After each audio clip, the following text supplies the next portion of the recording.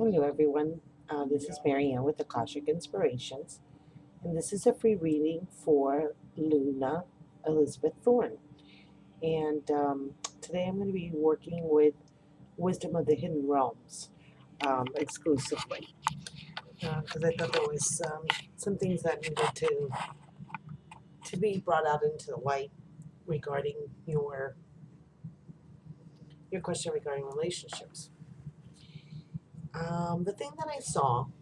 Um, Your guides told me that you were being held bound in a cup, okay, like a chalice.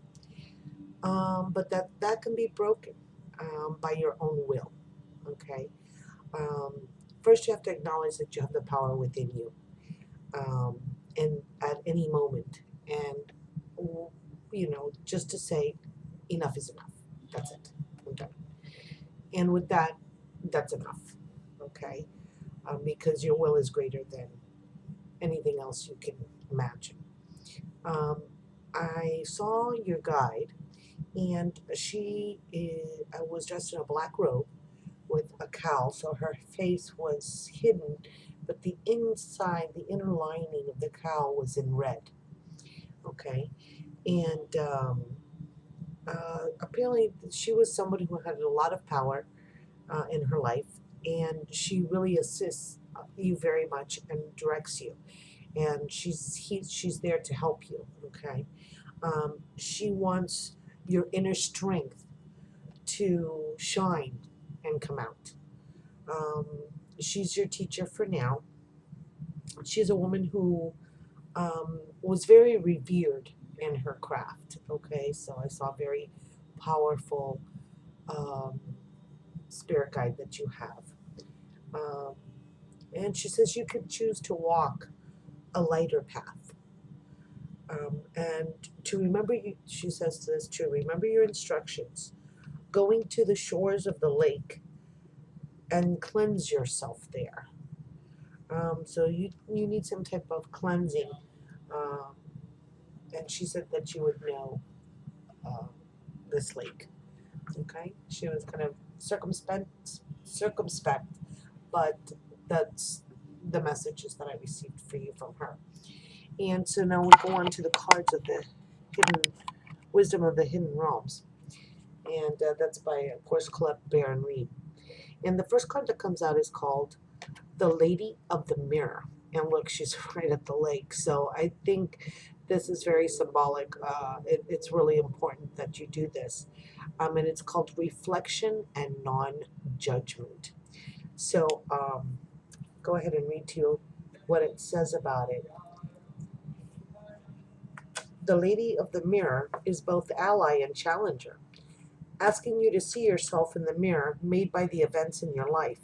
She represents the powerful force of the law of attraction and reminds you that what you are is what you attract. So I think that that's really powerful. This isn't to say you need to blame yourself for inviting transgressions or if you find yourself a victim of a big picture event. This is a distorted interpretation of this law. Certain events are fated to test our faith. Rather, find yourself within the web woven through your life, your relationships, opportunities, desires, seeming failures, and successes.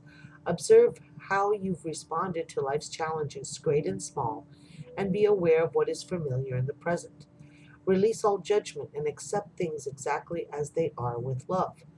The Lady of the Mirror asks that you honor every part of your story as essential to your highest unfolding. Can you see yourself as being exactly where you need to be on your path? Do you love what you see in the mirror?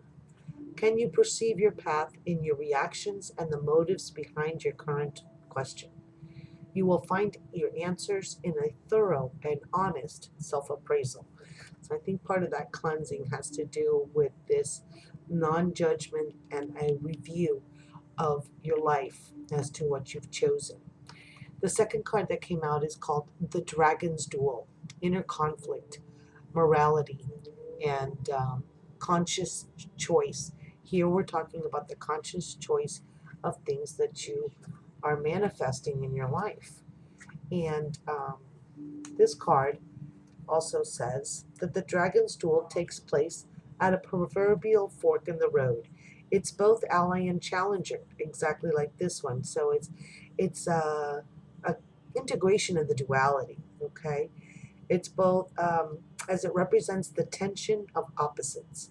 Even though the truth is we live in unity, we experience the duality of faith and doubt, love and fear, right and wrong, black and white. This aspect of your current experience asks you to accept that although you may be going one way, another may call to you to change direction. Now is the time to inquire whether it's your ego or your soul leading you.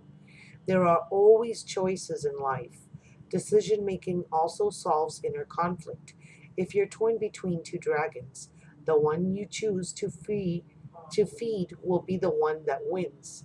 Which is it? If it's not the one that serves the highest of your intentions, deliberately feed the other, and the duel will be won in your favor. I think again, this is that decision to walk that lighter path is up to you. And the last card that came out is called The Hungry Ghosts. Okay, and it talks about obsessions, scarcity consciousness, and attachments. Um, if you'll see, it has the two fairies, the white fairy and the red fairy. So you've got those two elements again. When the hungry ghosts appear on your path, they may not at first seem like allies because they represent your constant focus on the path and the consuming desire to know the future, which rob you of your true present. But in fact, they are here in service of alerting you to obsessive thinking and addictions. They are masters at magnifying repetitive behaviors. The message is for you to examine whether you're doing the same thing over and over while expecting a different result. This time will be different, and I have control over this, are false statements and the sign of deep denial of the truth. Now is the time to let go of that thinking, surrender your will, your life, your heart's desires, and all that pains you to the divine. Order will be restored in your world. The hungry ghosts are also bringing understanding about the distractions of life that seduce you into forgetting what you really desire. They're asking you to become aware that what others want and what the culture dictates will make you happy may not be what's best for you. Don't get caught up in the outside appearances. All that glitters may not be gold, at least not for you. Look beyond the veneer, and you will find the true substance in your life. You deserve nothing less. Um, I think it's really, really a deep, um, profound reading for you. Like I said, here is this reflection for you to do that inner reflection to see who you are, and then decide which dragon you're going to feed, which path is for your highest good, and then know that you need to surrender and let it go to the divine so that that help can come into you. And you have the ability to make that conscious choice, like I told you. It's basically up to you. You have to be the one to decide what it is that you want and then go after that. Okay? So I thank you for the honor of reading for you. And please let me know how this resonates with you. And please, everyone, you can consider following me on Twitter, Akashic Inspire. Of course, check out my webpage, Akashic Inspirations, in order to book any personal readings. And I wish you many blessings this evening. Love and light. Namaste.